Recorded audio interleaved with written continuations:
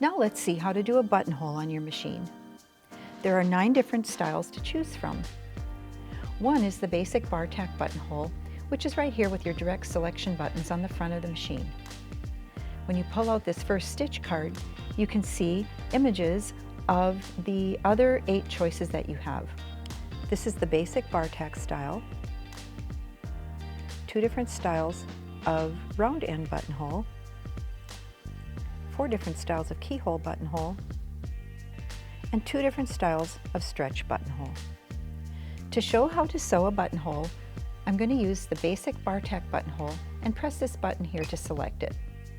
And up on my screen I can see I need buttonhole foot D.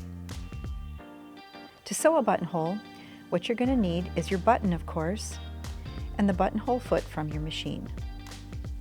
You're going to need a fabric marking pen or pencil, a small ruler, and from your machine's accessories you need your seam ripper and a straight pin.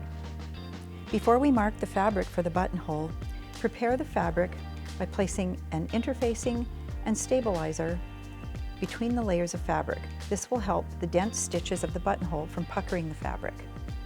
Now place your button where you want to sew the buttonhole and mark one end of the buttonhole on the fabric with your fabric marking tool, and use your small ruler to mark the center area of the buttonhole. This will help us know where to place the fabric under the buttonhole foot. Next, we're going to place our button in the buttonhole foot. To do that, I'm going to open up this slider at the back of the buttonhole foot, place the button in position, and close the slider. By placing the button in the back of the buttonhole foot, the machine will know how to make the buttonhole exactly the right size for that button. Now we're ready to place the foot on the machine. Press the foot release lever at the back of the presser foot to release the foot that's already on the machine. And we're going to line up the presser foot pin of the buttonhole foot underneath this part of the presser foot holder. And lower the presser foot holder to snap the foot in place. Then we're going to take our upper thread and place it through the hole opening of the foot, because we want our thread underneath the presser foot. Next, we're going to place our fabric, lining it up with the marking that we drew on the fabric. So we want the sideways line to line up with the hole in the buttonhole foot. Lower the presser foot lifter, then bring down your buttonhole lever. Make sure it's pressed all the way down. And we're ready to start sewing.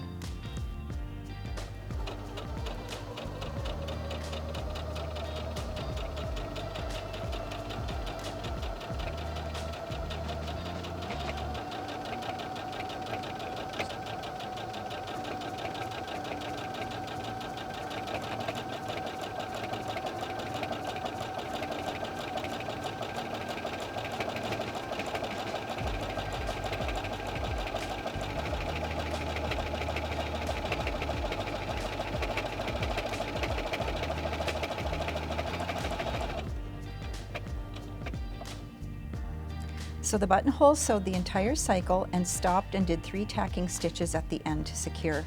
So when you're finished, just raise the presser foot lifter, and here is your beautiful one-step buttonhole, perfectly sized for your button that's in the foot.